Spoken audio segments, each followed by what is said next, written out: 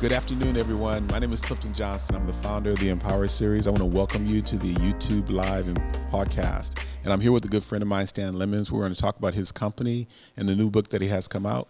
But first, I want to give you my gratitude. I want to thank you for spending a portion of your life to listen to our conversation. My intent is that you get some sense of hope, that your vision and your goals can be achieved, that you're inspired to take action. We will definitely educate you on the secret to writing. And then we're going to connect you to some resources to help you improve your writing. But then also, if you have a middle school or high school student that's about to go through the college process, some great resources to prepare them for the wonderful experience of college. I also want to thank our sponsors. So I want to thank AE Media Group for their generous contributions and their expertise in making us look good on social media and all of our recordings on YouTube. And then I also want to thank Comerica Bank for their long-term financial support. And I want to thank you for your support of time, talent, as well as your donations. If you want to find out more about the Empower Series, definitely go to our website, which is www.empowerseries.com. On the top left-hand corner, you can always donate and make a financial contribution. In the middle, you'll see a RSVP button, so you can click on that on the very top and find out about our upcoming events. And then on the very far right, I ask that you take the time to tell us how the Empower Series has impacted you or how we can be better in making a greater impact in the communities and the people that we serve. Our goal next year is to touch over 1 million lives. We've touched over 150,000 since the very beginning of 2011. So I'm very excited about touching over 1 million lives and really impacting them, empowering them, and inspiring them to thrive. Today, though, we're going to talk to, as I said, our guest, Stan Lemons. He is the owner of a company called thesecrettowriting.com, but he also has a new book out called Expanding College Opportunities. So if you haven't gotten this book, I'm going to ask you to go to the website. The website is actually the same name, yes. expandingcollegeopportunities.com. Expanding opportunities. Expanding I'm just messing it all up, right? That's all right, no problem. So expandingcollegeopportunities.com is for the book, but then thesecrettowriting.com is for the company. Correct. And so Stan is from Dallas, from Oak Cliff, right? Yes. You, a member of the Boys and Girls Club, got a scholarship to go to Green Hill? Yes. Is that right, in Addison? Yes, you got it. And then you went to Amherst College? Yes. And then after graduation there, I think you went to the Peace Corps, so you went to West Africa? Yes. How many years did you stay in West Africa? A couple of years. Okay, so that was a great experience for you. You came back, went to UCLA, so I'm from LA. Okay. I'm wondering why you didn't go to USC, but that's all right. That's all right. Sorry, my bad. But then you came back, did a lot of international travels with some Citigroup or That's correct. Okay, and some other companies. But you started your business 10 years ago. Right. Okay, so that was a quick little resume, but he can do a much better job at it. But I'm so glad that you're taking the time to talk to us today. We tried to do this I think it was a month ago. Right. And we had some technical difficulties. But I'm glad you were able to fit it in now. Sure. And I'm really excited about this because my son is 19, and part of the Empower Series, we have a program on preparing for college. Right. Okay. And we want to make sure, I want you to be a part of that next year. Okay. It's tapping into the resources and letting people know that a lot of us don't have the money to put into a 529 plan. Right, sure. And there's other options besides getting into debt. So there's a lot of money out there, and I think if you start really preparing students at an early age, middle school, or no later than the freshman in high school, you can really tap in and get additional resources. So I'm really glad that you're on our show today, and you're going to give us some wisdom, right? That's the goal. I certainly want to help as much as I can. Well, I know that your college experience has really opened your eyes and given you a lot of experiences. Right. What was the motivation behind starting The Secret to Writing? Was it really focused on students initially, or was it really focused on adults? Well, quite frankly, when I first started, it was really just kind of, I was thinking about, okay, well, how can I selfishly, how can I generate some income for myself, right? I mean, how can I make money? How can I make some money? I mean, how do I make things happen? But tied to that, I mean, for a number of years, I've volunteered in terms of helping students go to college and helping them with their admissions essays. And at the time, around 2009, of course, this is also during the sort of the heat of the recession. Times were tough, so I was really, quite frankly, I was just trying to figure out, okay, well, what can I do to generate more income? And I thought about, well, what skills do I have that I can utilize and get paid for it? And so writing has always been something that I have valued. I have always felt that it's an important skill and something that I've worked at for years. Not that I'm, the great writer, but I have a real appreciation, and I feel very strongly about the power of writing and what it can do for you. Mm-hmm. So really from that vantage point is really where I started with The Secret to Writing. It was like, okay, well, what can I do? How can I utilize this skill set? And so I just slowly start putting it together. And yes, getting back to your question, I did start initially thinking about serving students, but of course the services of The Secret to Writing expands beyond just students. Mm-hmm. Yeah, so we were talking about the student services are students need to write. They need to be better writers, especially when you look at the essays requirements for scholarships and for the entrance exam to college, entrance application to college. Right. So helping them write those is one, stream of services that you provide. Right. But then also for adults or professionals, resume writing, any kind of documents, PowerPoint presentations, speeches. So if you're an executive, you talk all the time. Right. And a lot of times, when you look at executives, they don't write their own stuff too. I noticed, right? Right. Right. But if you have the skill set to be able to write, that's very important.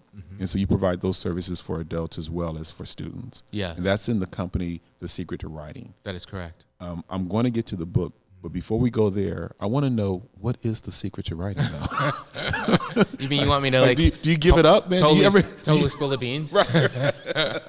No. Well, let me. If it's all right, I'd like to just clarify a bit more about the services of the company, and then I'll talk about share with you or address this question about the secret to writing. Yeah. So you did hit the nail on the head in terms of who we serve, but let me summarize it by saying that we serve students, applicants to college or graduate school, and then professionals. Now, it's easy to say, okay, yeah, we help students with writing, but let's look at students, for example.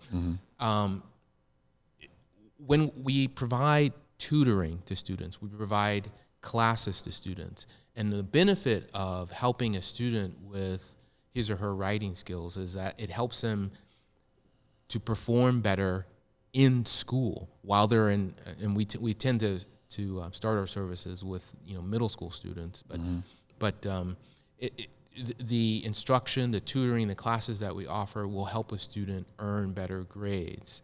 And when you think about it, when kids are in school, they're taking English, they're taking history, they'll take a sociology, humanities related classes, and even in the science classes, you have to write lab reports, that type of thing. Yeah. And so the training that we provide is very, very relevant to just the day-to-day life and performance of a student in school.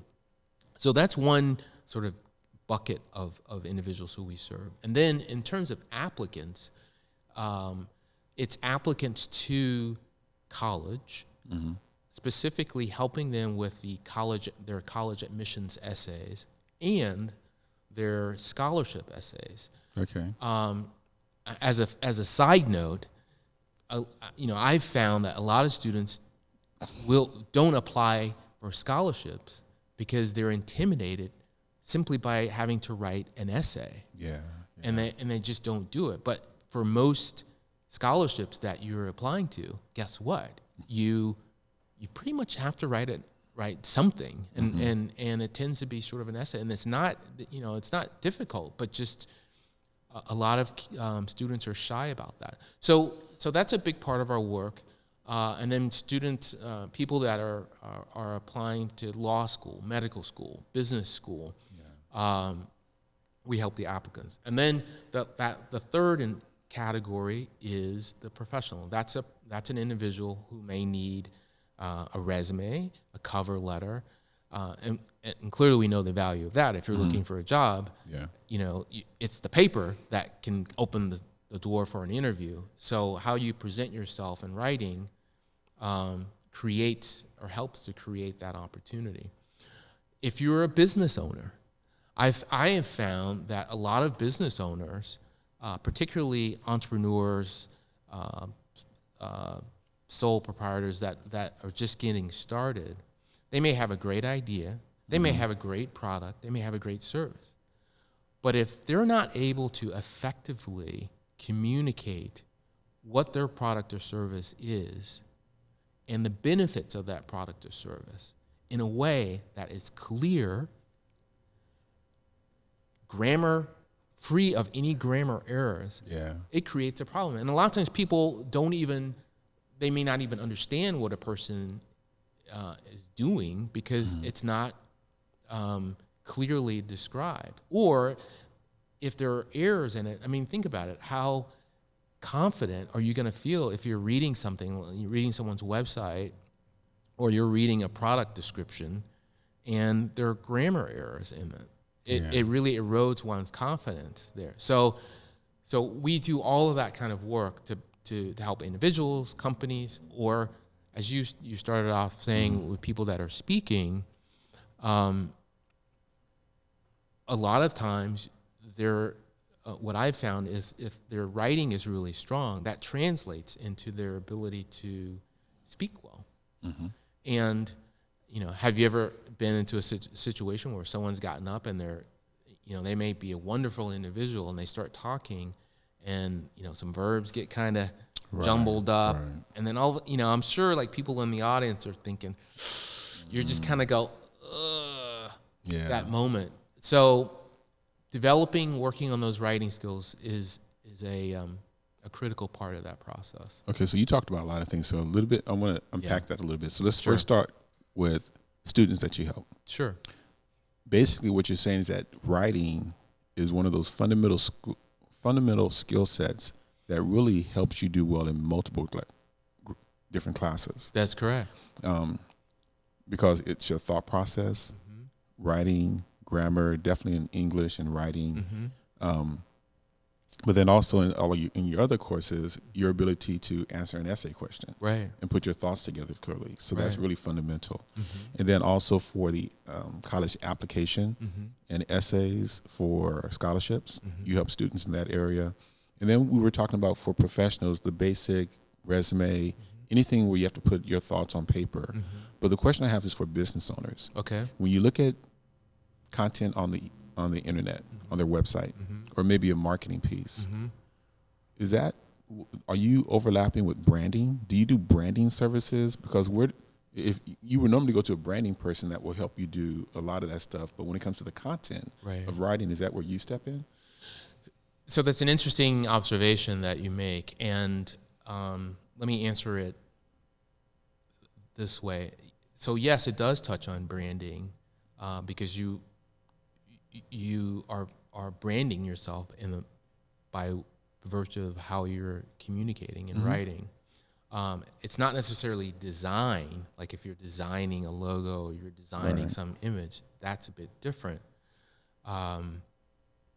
We do have a relationship with a partner company that does that. So, I do have the benefit of pulling on those resources, one. And two, I also happen to have a background in branding and marketing, so it helps when I'm working with someone on content. So there's a connection. But going back to your business, thesecretofwriting.com, those are the three different pillars of business that you operate in, and you've been doing that for 10 years. Correct. Okay, and you're doing that because you were looking at what skill set do I have where I can get paid? Yes, and I didn't mean to make it sound quite. That is valuable for the community. It's valuable for the marketplace, right? Right. And it's something that I really enjoy doing. It's something that I really enjoy doing. It's something that I know is important. It's something that it's amazing. I don't think you can say, "Oh, writing. Oh, that's nice.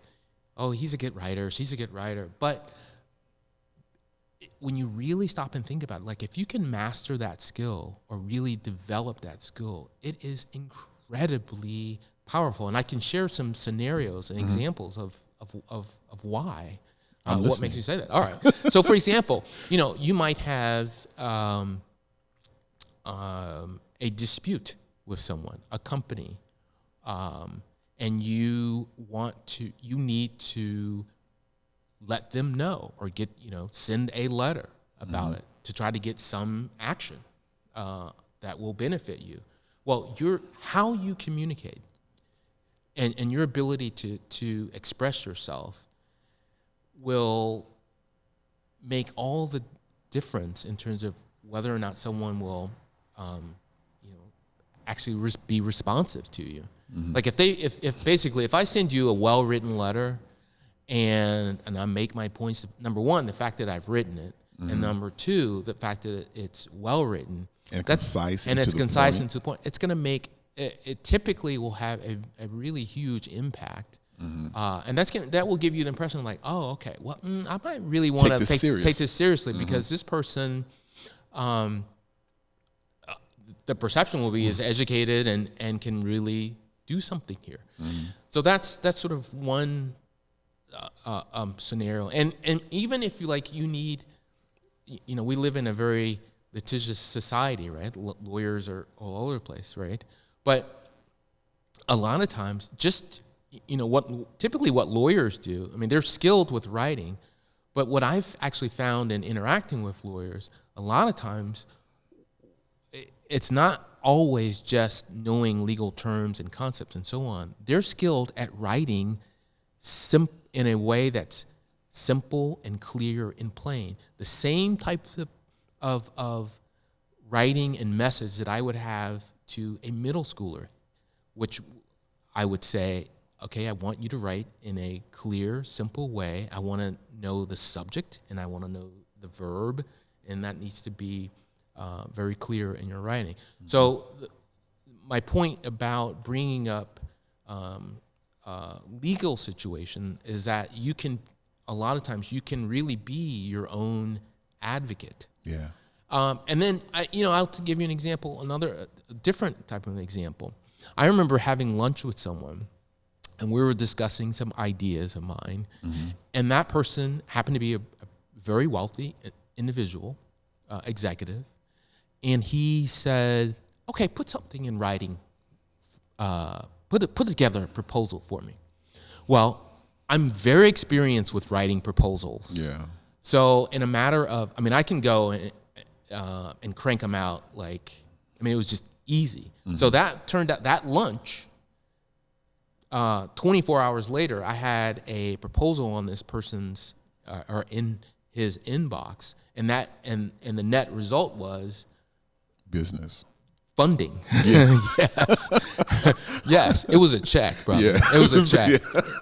And with some zeros. Yeah, yeah, exactly. Yeah. And I was, and it's like if you have that skill and you're practice at it or skilled at it, then you can do that. And you can, and almost when you're in business, you're always sort of, either you're meeting people, you're developing relationships, but you're communicating. You're sending emails, you're developing proposals, plans. So your ability to put things, your thoughts and ideas on paper can be of tremendous value to you. Yeah. I'm all with you because I don't want to use a bad word here, but I was thinking, writing is not for punks. You know what I mean? Yeah. Okay. A more politically correct word, writing is not for weak people, because it's very serious. You look at the people who are scholars. All scholars in any field that is notable are well-written scholars, and they look at their material that they write, and that stands the test of time, and they look at that. And if you're going to be a professional in any field, you have to know who the scholars are, and you'll look at their writing to determine that. But you can make a living even today. You look at the people who blog. Right. You look at writing can earn you a living. Absolutely. By, let's say if you want to travel the world, and so you travel in the world and then you write in a journal about that, your ability to write and be very vivid about what your experiences can earn you a living. You know what I mean? Well, if you want to, think about screenwriters, it can earn you beyond a living. Let's take it to a whole nother level, right? Or even you look at the comedians, right? They have joke writers. They have writers. Absolutely. And so you look at these comedians.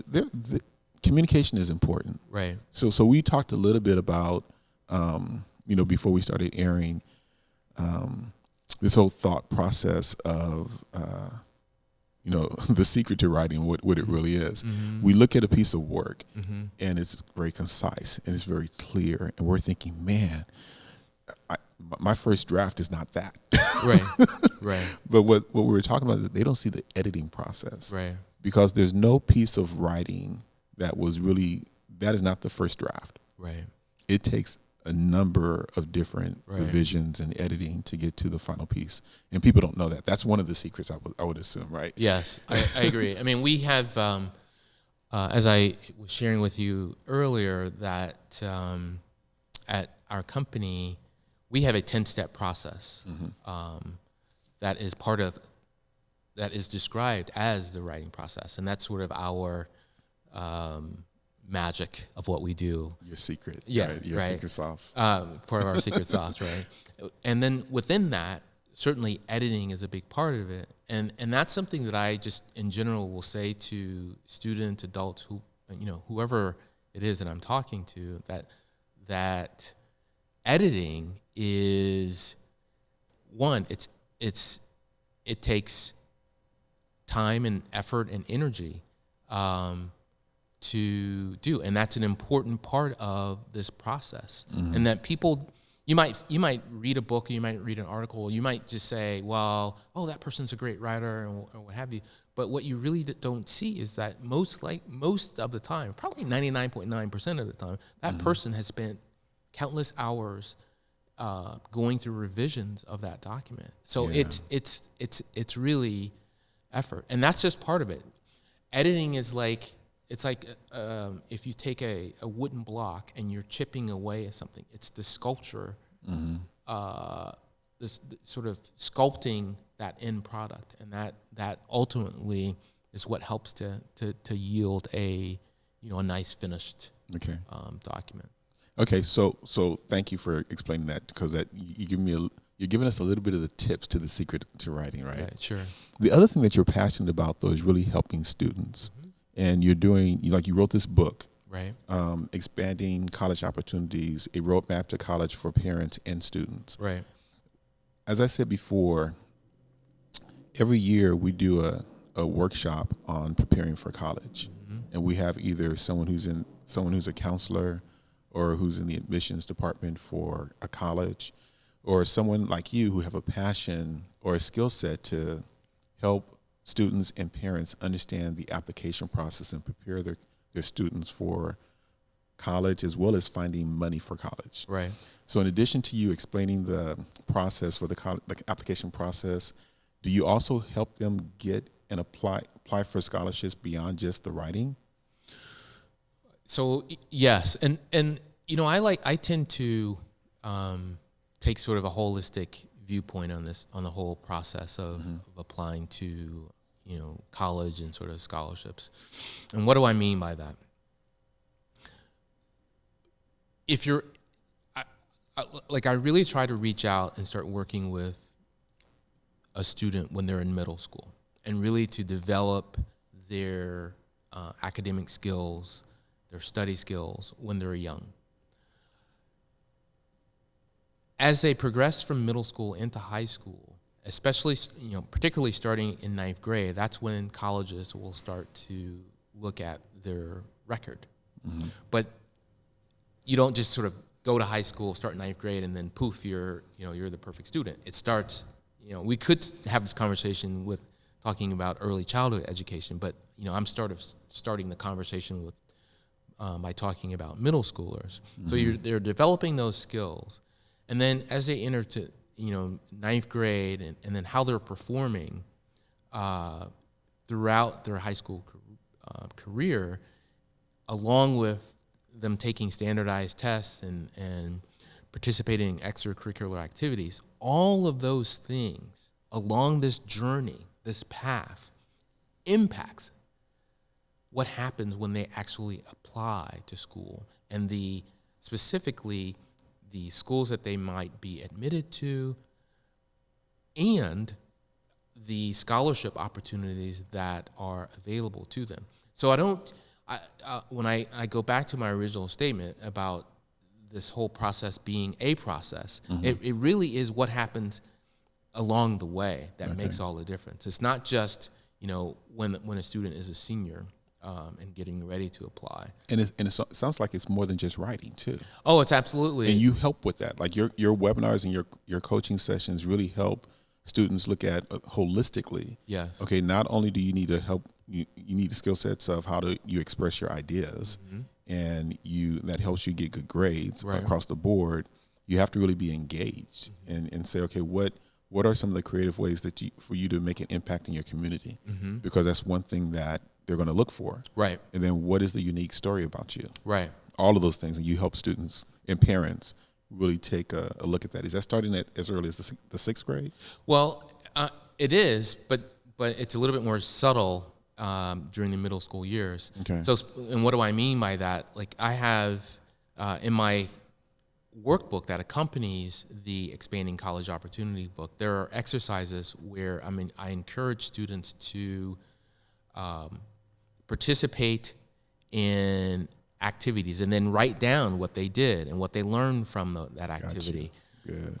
There's a section of the workbook that has a series of questions where I ask them to ask people in the community about, why did you, Mr. Teacher, or why did you, Reverend, or Rabbi, or whatever the case might be, why did you go to this school, and what did you learn from college? So it's designed to get a young student to start thinking about college, and also to get involved. And there are questions in there about, okay, well, what did you do this summer?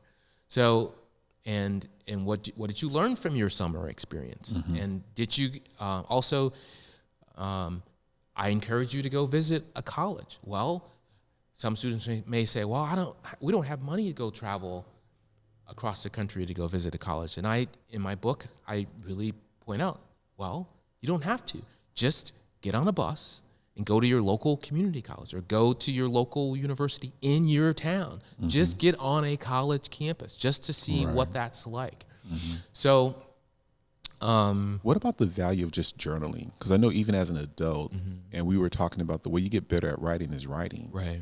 And that habit of just journaling on a daily basis is a good habit. Do you encourage students at middle school to do that and keep that habit in high school and college, or what are your thoughts on that? Well, I think that's a great point that you raise, and you're right that if a student does journal, it's practice. It's practice of writing, right? And so if a student does that, that would be fantastic. Not only will it help their writing, but just mentally. I do that for myself, just in terms of if I have a lot of thoughts, just getting things down on paper. So I think that's definitely a great thing. And then the more a student does that, aside from sort of helping that student deal with sort of the stressors of life and helping their writing skills, it also helps them just to get comfortable with thinking about something and then just putting it on paper. Just that process of thoughts to paper is really important. In fact, we have this drill that I often have students do. I call it sort of my 2-minute drills. And I learned this from a dear teacher that I had during my middle school and high school years. Well, she would say, okay, for 2 minutes, I want you to write anything that comes to mind. I don't want you to write for 3 minutes. I don't want you to write for 45 seconds, but just write for 2 minutes. And the point of that drill was to help a student get comfortable with the idea of the process of writing, of thinking about something and putting it on paper, and not being worried or not being uptight about grammar or whatever, just getting your thoughts down. And so the more that you're able to do that, and then go back to something that we were talking about earlier in terms of the editing process, as you develop that skill and your comfort level around, again, taking your thoughts, getting them on paper, and then editing, that's part of the secret. Yeah. So that's When you say that, I was thinking about I had a counselor on a show, and she started this counseling service called Lifeology. okay. And we were talking about the stresses that students go through, and how journaling is a good process. The therapeutic process of writing out your thoughts can help you deal with stresses, help you come up with solutions that you can't really just think yourself through. Right. So there's some other benefits in addition to the habit of writing and getting better at taking thought to paper. Right. But the other thing, though, about journaling, and I was talking to some middle school students about this, there's this whole branding word now where, what is the image you have? And we all have a brand, whether we call it branding or not. Right. But one of the things that we find out is that everybody also has a story.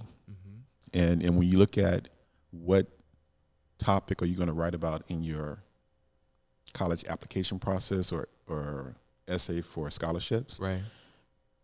students usually have a story, Right. no matter what life they have. Right. By them journaling, they're capturing some good, juicy stuff Right. that can be great to pull out Right. and talk about in their essay process for an application. Right. So it sounded like you were having them write down in different exercises of your workbook that process, but it didn't seem like it was a daily journal that you were encouraging for students at that point. You encouraged them to read more. I do. As opposed to writing on a regular basis like a journal. I mean, what do you think about that now? So do you think you might add that? Yeah. Well, maybe. I think it's a great idea. Yeah. I just didn't include sort of, hey, you should journal every day in the current version of the workbook. You never know, right? In future editions. You can say the addition from talking on the Empower Series podcast. Right. There you go. Right. There you go. But I do want to say that again. I think if a student journals, that's a great thing for a number of the reasons that we talked about. I also think that developing that habit is important. Reading certainly impacts and affects your writing skills and expands your vocabulary. It just helps you expand your mind. So it's really both. And then right now in the workbook, like there are exercises, there are things that I ask students to do that are designed to get them to think about college, to think about what they might want to, what they're interested in, where they might want to live, what they like or dislike. Like there are a lot of questions, exercises in the workbook as it's written today to help them to do that. And then if they keep the workbook and they're able to kind of go back to that when they are actually getting ready to apply to school. That's one point. The second point that I want to make about this is that, as students go through high school, and if they are journaling, or if they do have experiences where they are writing things down, or keeping pictures or collages, whatever the case might be, it's a great idea to sort of have a file at home where you're kind of storing that material, because you can come back to it. Yeah. By the time that you're actually applying to college, and that's what it's those types of experiences that a student might have along the way that can serve as perfect material to use for writing your admissions or scholarship essays. And then ultimately, schools or institutions that are giving out funds for scholarships, what they want to know is they want to know about that student. Yeah. Who that student is as a person, that student's story, to use the language that you just shared. So you have a rich story. And let me ask you this. Did you journal during middle school and high school? No. Okay. But you have a rich story because when you were in the Boys and Girls Club, was it a librarian that encouraged you to take this test that got you the scholarship to Green Hill? Yes, there was. I mean, it was really. I look back on many years ago now, and think about kind of my own experience in life, and it was really. I think back and I think, wow, there was no rhyme or reason as to why me, in terms of why I was asked to go and take a test to go to Green Hill. I look at it as a real blessing. And so there was a librarian that sort of, I used to go to the Boys Club and said, hey, Stan, you should go take this test. And I was like, basically no. And then for whatever reason came around and said, okay, yes, I'll do it. And I went to Green Hill. I took their entrance exam, and guess what? I was not admitted. And then, but for whatever reason, I was invited to go to their summer school, and I went, and I was a pretty friendly, kind of hardworking kid. And after that experience, I was invited to attend, and that was when I was in 6th grade, and it was a big deal for me because I was coming from an environment about an hour away, an all-black neighborhood, and traveling to North Dallas, and a very different environment. And this was at a time where Green Hill, like other private schools in Dallas, and really Green Hill was at the forefront here in terms of trying to just create more diversity at the school. And I was, if not the first, I think I was person that they recruited through the Boys Club. And so it was kind of a new beginning. So I say that because I didn't keep a journal. Okay. I keep a journal now sporadically, but I didn't keep it consistently. Mm-hmm. And so your journey of taking an hour bus ride back and forth, then your experience being taken out of the neighborhood where you were very comfortable with people of your kind, and they're going into a new setting. Those experiences captured, but now you reflect back on them. Right. Really helps you teach what you're teaching now, because you have a better understanding of some of the students that are going through similar experiences. And then I always look at, what about the students that didn't get that experience, right? The ones that are kind of not having that experience. I don't want to say left behind, but those are the students that may not be coming to your workshops or may not even know about your webinars. Right. But now when we start doing this, they're going to become aware of them. Right. Or parents are not that engaged. Right. But through this, they're going to get engaged. I'm going somewhere with this, right? Okay, sure. So I even look at my situation, being raised in South Central LA, and knowing at that point in time, my parents really loved and supported me. They weren't really that involved in checking my homework, but my father worked 2 jobs and was able to pay for a private school. I knew at that point in time that I wanted to go to college to play football, either academic or athletic scholarship. I studied hard. I played hard. Had a lot of offers to different schools, Stanford, UCLA, USC, University of Washington. I graduated 5th in my class. My class wasn't that large; only had 110 people. Okay, but I was really working hard, right? And so I say that to say, what about the students that were not? And so I think about this even with the Empower series. And while you were talking, my thought was, how do we create a program that captures middle school students and wherever they are in high school, and really engage them in this kind of program and keep track of them all the way through, so that we can have some success stories. And these are going to be the ones that really may not have engaged parents. Right. Parents are a big part of it, right? Right. But not every parent is engaged. Right. So I'm just thinking through this. So a lot of our conversation is going to happen after this podcast. Right. But I think you've got a good model here that can really help give students the experience of a higher education. Whereas if we didn't do something like this to reach out or reach back, they wouldn't have it. I really appreciate your perspective on that. And let me just share a thought. Like, part of whenever I go out and I give a presentation about the college admissions and financial aid process, I typically will start by talking about my story and kind of how I started. And the reason why I do that is because I really want people to know and understand that I didn't have, my parents didn't go to college. I didn't know. I was just very fortunate to have had some opportunities presented to me, and I took advantage of them. Mm-hmm.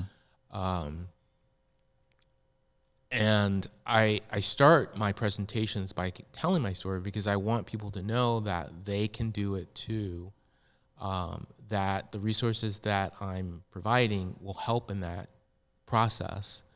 But they don't have to go to private school.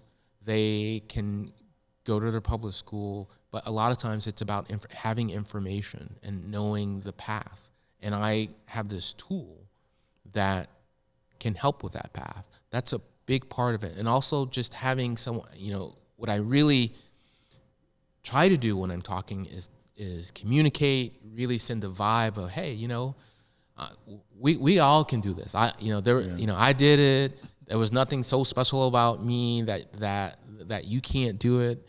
And look at, use me as one role model. There are other role models out there, but ultimately, when you talk about empowerment, I really try to empower others to say, you can do it. No matter who you are, where you come from, you have the power to be successful. And these are just some tools that I'm offering you to help you along that path. And I tell my story. I think one of the things that makes my book and my workbook different from other books about college admissions is that my book is, one, it's the language is really simple and easy to read, and that stems from sort of the secret to writing background, right? And really wanting to get the message out. Two, I tell my story throughout the book, and I different parts, I sort of give tidbits about my journey, and I do that because I want to, I try to personalize it.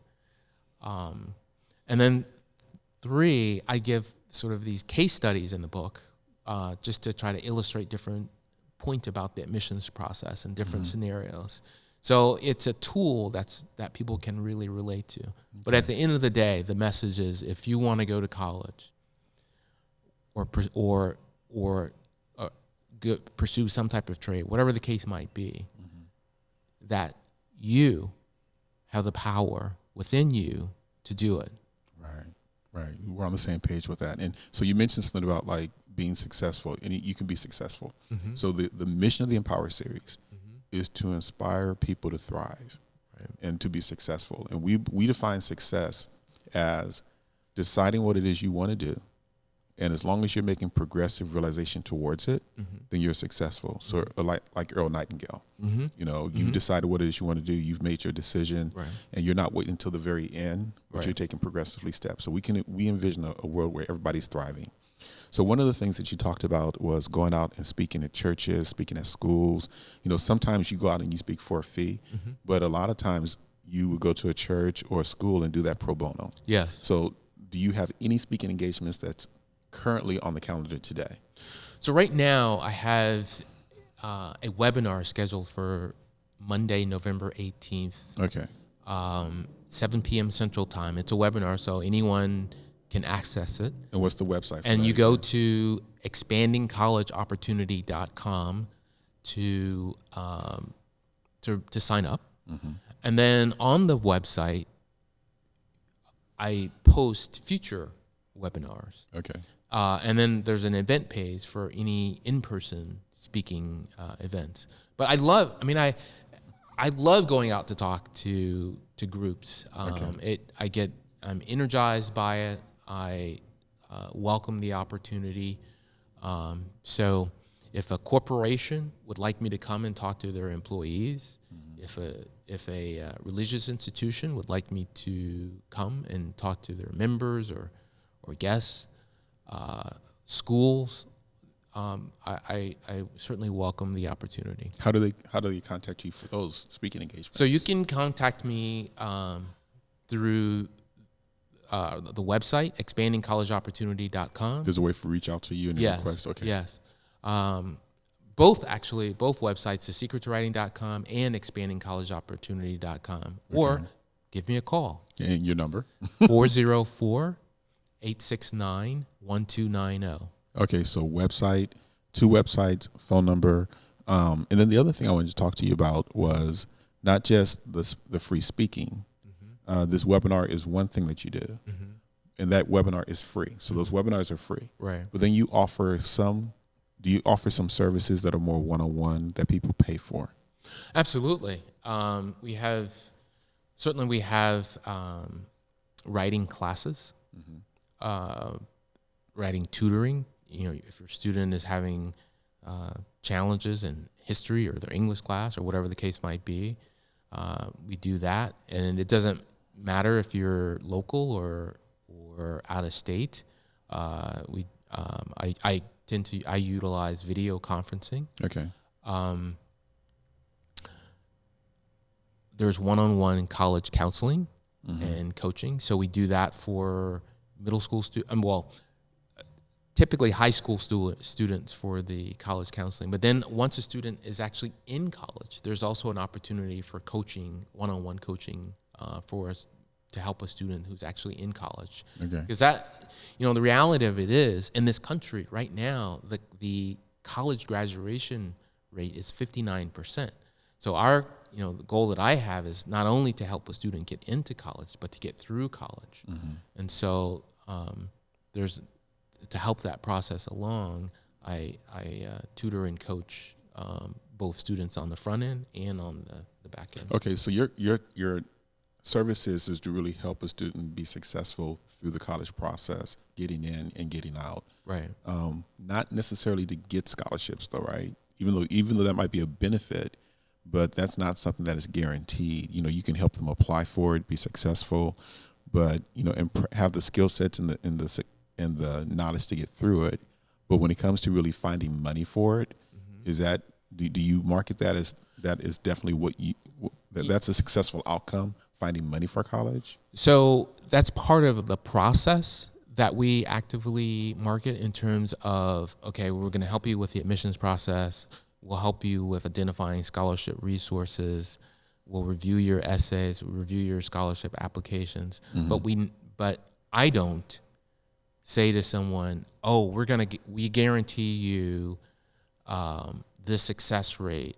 I mean, I really try to stay away from those types of statements because they're, and that also applies to the admission to school, because there are so many factors that can go into a student's admission to a particular college that are out of that student's control and certainly out of our control. Right. So I'm very careful about the language I use when it comes to that type of thing. Okay. And when you are talking about do you talk about your successes?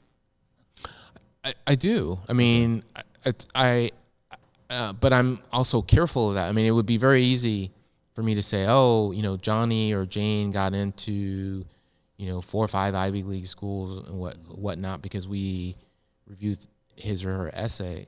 Well, they may have gotten into those schools, but I don't know. You can't really say what. How. Yeah, if it was because we reviewed their essay. But what I do talk about is the impact of if I'm helping a student with their admission essay. I know for a fact, the people that I'm working with, they are happy with the process of writing the essay and sort of success. And part of this relates to what is success. So I try to work with the student to get them to express their thoughts, and it's their thoughts, their words. So I'm coaching them in that regard. I don't write an essay for them. And if at the end of the day, once they write an essay, if they feel like they've really told their story, and they feel good about the process of having done that, then I think we've done our job. So how long, when you look at starting with students as early as the 6th grade through high school, do you have any kind of statistics as to how long a student has worked with you the average number of years? It's over as our company continues to grow in time, then I'll be able to have more data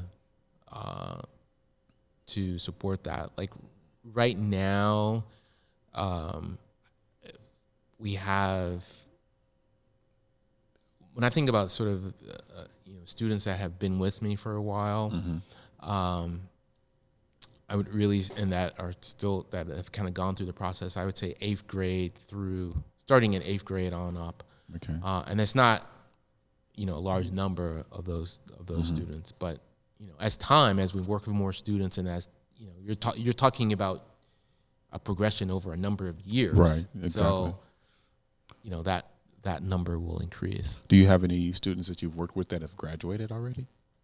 That have graduated from college? Yeah. Oh yeah. Okay. Absolutely. So it's been long. You've been working with people for and even my son is a senior in college. Well, maybe that's a little bit different, but I certainly coached and helped him. Yeah. And by the way, he got a good scholarship. He got a 4-year. Yeah. About $200,000 worth of scholarship money. Yeah. So I was fortunate too. So my son is 19 and he's going to Ohio State, and I've got him involved in programs. The National Association of Black Accountants has a program called the ACAP program, Accounting Career Awareness. So he attended that in Ohio State as well as SMU. Okay. And he did the work, right, studying, but I was really encouraging him and helping him through his application process, and et cetera. So I was fortunate to say, hey, okay, now you're not going to come out of college with debt. Okay. So that's cool. And I'm happy of that. Right. But going back, I want to really make sure that we spend some time after our program here to talk about how do we ensure that the people who do not know about your resource know about it and take advantage of it, so that we get more people through the pipeline of going to college. One of the things I want to talk about before we wrap is, give us some secrets, man. Not about the secrets to writing, that's your secret sauce. Right. But at least on the webinar that you're going to do, what are some takeaways? What are some things that people are going to get from that webinar that they wouldn't get unless they attend the webinar? Tell us some stuff. Sure. So I really talk about the path from middle school through college, and I really, for the parents that are parents of students that are in middle school, I'm sort of really showing them love, right? Giving them some time and tips and so on there. And they don't, a lot of times they don't really get that. And really sharing some things that they can do right now that will have a direct impact on what happens 5-6 years down the road by the time their student is in high school getting ready to apply. So I really go through, things related to, like, for example, visiting colleges, things that can help their student perform well in school. So those types of tips. And then I also highlight some things that from the book in terms of particular scholarship databases, databases related to the college search, things that a parent can do to help their student perform well on standardized tests. For some schools, particularly larger universities, many of them, not all, but many of them tend to rely on your numbers, your grades, and your standardized test scores. And so, and the essays and all that stuff is important too, but because they're so large, they tend to be numbers driven. So how you perform on the SAT or ACT can play a big role. And so then you might say, well, what do I do? How can I really boost my performance? Well, I talk about how you can do that during the webinar. So do you talk about that mostly with reading and writing, but not necessarily with math? Do you give tutoring to math as well? We do not today. Okay. We do not tutor math. However, what we do, and this is a big focus of our company, is that we provide study skills classes. Okay. which impacts math classes, which impacts science. Those study habits can be applied to any Absolutely. subject. Okay, Absolutely. that makes sense. Makes sense. And I'm also writing a book on study skills as well. Okay. But we have classes on study skills. We have coaching, one-on-one coaching for study skills. So that's actually a very important part of the work that we do. So what parents can do then is start taking their 6th, 7th, 8th graders to college campuses and giving them the experience of walking around the campus. Mm-hmm. They can also talk to different people in the neighborhood, right, and ask them about their experiences of going to college if they went to college, or why did they choose that career, mm-hmm, to really begin thinking about that. Right. You were saying that in the workbook, there's a question that you ask about something that was beyond what they responded to. What from a writing perspective, what would you recommend that a 6th, 7th, and 8th grade parents encourage their kids to write about if it's not journaling? It's something else to get them to put down on paper their thoughts.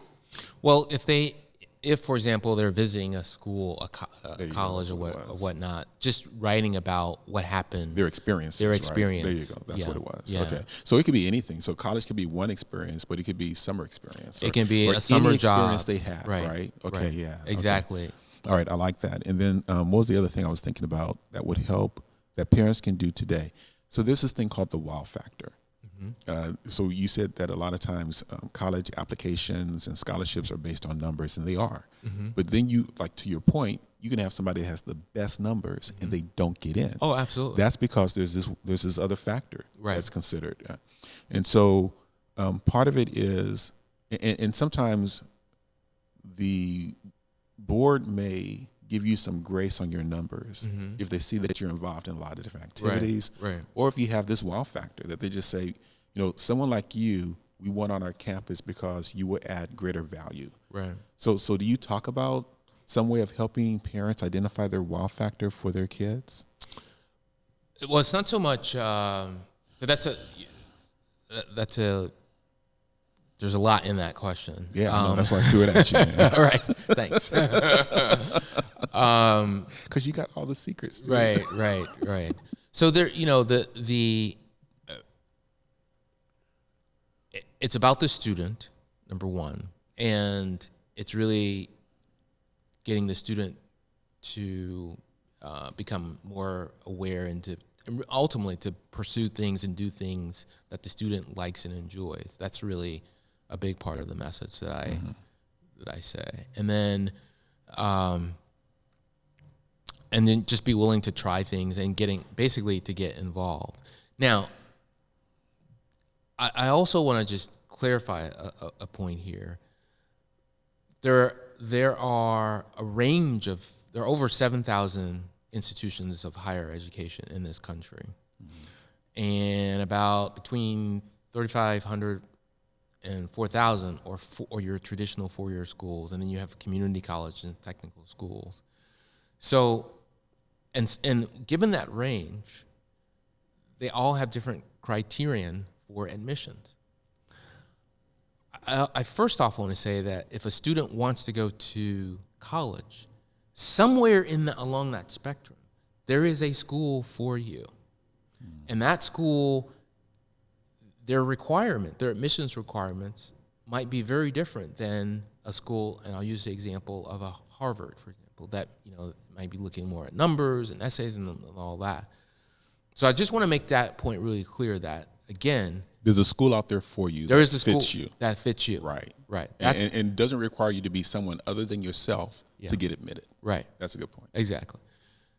So that's one point. And then the other point that I want to make is when it comes to a lot, for example, a lot of the four-year schools, and when they're looking at you, hopefully from a holistic perspective, and most are, your grades, your test scores, your teacher recommendations, your extracurricular activities. Mm-hmm. It's important to realize that they are, in fact, looking at you, the whole person. Holistically. Holistically. And to your point, I think back to where I was talking about journaling, and everyone has a story. Right. I think even these students that were very academically smart, but collectively may not have had a lot of activity of involvement. Right. Even they have a story. Oh yeah, absolutely. And I think if we're able to teach students how to pull out their unique story, regardless of what their tapestry is, right? So that when a college is looking at them or any kind of school is looking at them, they can see how them doing well, them being on the college campus, adds to the rich tapestry of that community, and that they can make a difference. Right. And I think every child can. So what you do, bruh, right, is important. Okay. And I just want to thank you for finding for being bold enough to go out there and do work along your skill set. So thank you. Definitely we'll put your website on the very bottom of all of our social media. But our time is up. Our juice is up. See, time goes fast, right? Right. So I want to thank all of you for watching as well. Tune in to the Empower series. Be engaged with us on social media. Thank AE Media Group, Comerica Bank, and all of you who've donated your time, your talent, and your treasure. And don't let the Empower series be a secret. Share this with someone. You taking this video and sharing it with somebody else can be their blessing. The only way you can be a blessing to people is through you, right? That's right. You can't keep it to yourself. So thank you. Until next time, be empowered and inspired to thrive.